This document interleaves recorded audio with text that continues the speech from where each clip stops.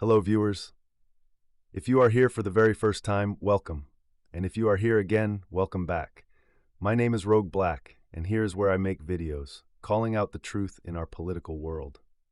Let's move on. Parents teach their children not to criticize someone's looks. They teach them that it's unkind, that appearance isn't what defines a person, and that we should never judge a book by its cover. Well, apparently, President Donald Trump didn't learn that lesson, especially when it comes to women. Let's take a walk through a list of some of the women whose appearances Trump has publicly mocked or insulted.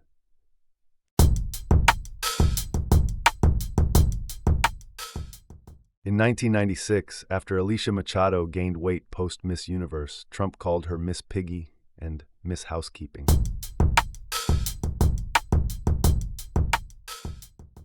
Since the celebrity's tragic death in 2007, Trump mocked her lips as big, fat, pumped-up tires.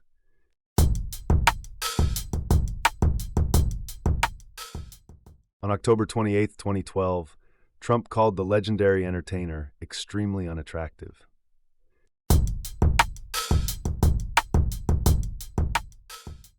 In 2012, Trump called her unattractive, both inside and out, and joked that he understood why her former husband left her.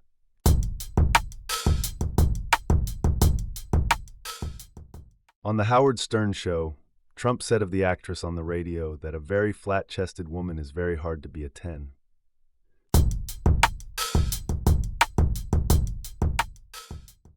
Both Trump and the legendary icon have been feuding since May 2012. After she commented on him, he said he wouldn't mention her massive plastic surgeries that didn't work.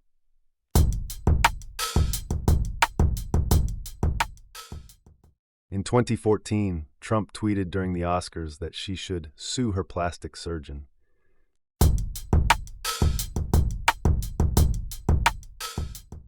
In 2015, Trump infamously said the journalist and political commentator had blood coming out of her eyes, blood coming out of her whatever.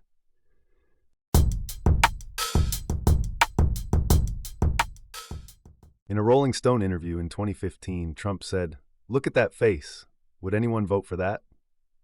And let's not forget, in 2016, Trump tweeted an unflattering photo of Congressman Ted Cruz's wife to attack her husband.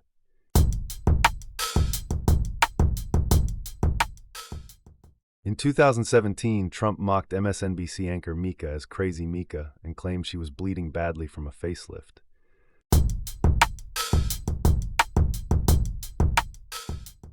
In 2018, Trump called the adult star actress Horseface after she went public, claiming the two had an affair while Trump's wife, Melania, was pregnant with Trump's son and that she was paid to keep silent before his run for presidency.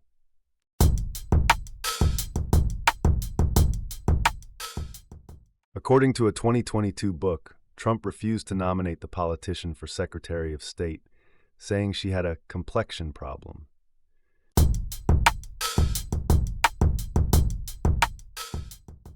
Throughout the years, Trump has attacked the Congresswoman, claiming she got plastic surgery, that she is an example of why women should be careful about plastic surgery. Last but not least, Rosie O'Donnell. Unless you've lived under a rock, everyone knows the infamous ongoing feud between the two celebrities.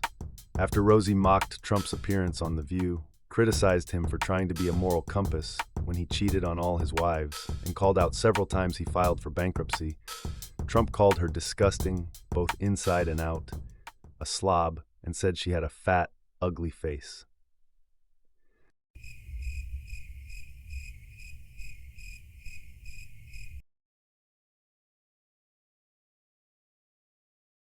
See a pattern?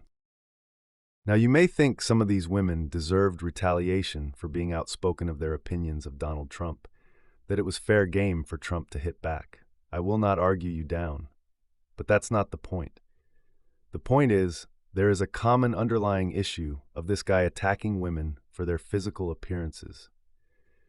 This is not random insulting, it's misogyny.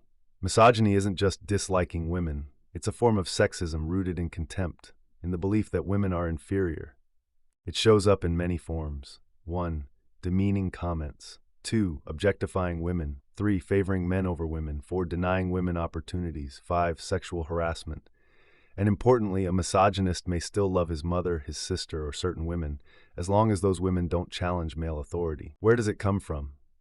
There's a concept called the mother wound, a type of attachment trauma. Some theories suggest that when a mother spoils a son or makes him feel entitled, he may grow up believing women exist to serve him.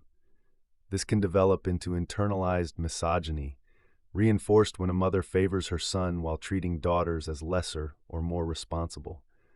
But when we look at Donald Trump's childhood, the picture becomes more complex.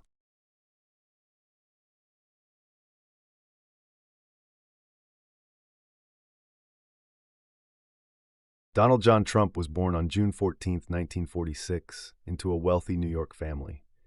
His mother, Mary Ann McLeod Trump, has been described as a quiet and traditional homemaker. His father, Fred Trump, on the other hand, was described by those who knew him, including Tony Schwartz, co-author of The Art of the Deal, as a brutal man with little emotional intelligence.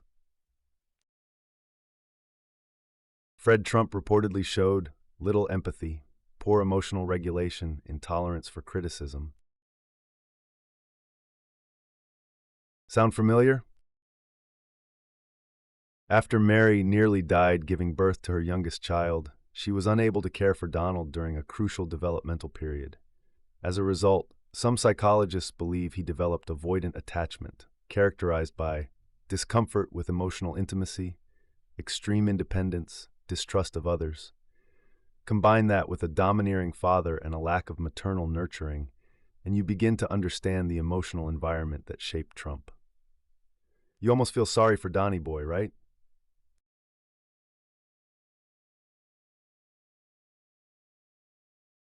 And Donald's childhood behavior reflects that environment. He bullied classmates. He threw rocks at a toddler in a playpen. He mocked vulnerable children. He pulled girls' pigtails. He once tried to push a classmate out a second-floor window. At 13, his father sent him to military school to toughen him up. Some will say he acted out because he lacked attention. Some will say he was simply spoiled. Others say it was both. What's clearer is this.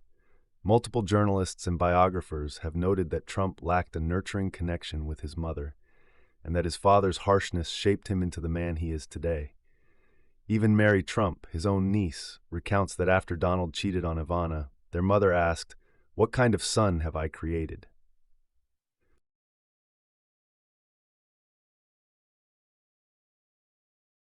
Trump's disrespect toward women shows up not just in words, but in behavior. He has cheated in his marriages, including a time when his third wife, Melania, was pregnant. Infidelity alone isn't misogyny, but a pattern of treating women as disposable while simultaneously demeaning them publicly certainly fits the definition. And more than a dozen women have publicly accused him of sexual misconduct. In 2023, a jury found him liable for sexually assaulting Jean Carroll, a legally established fact. Sexual assault isn't the same as misogyny, but it is often a manifestation of it. This pattern sends one clear message. Women who challenge Donald Trump are punished, mocked, or dehumanized.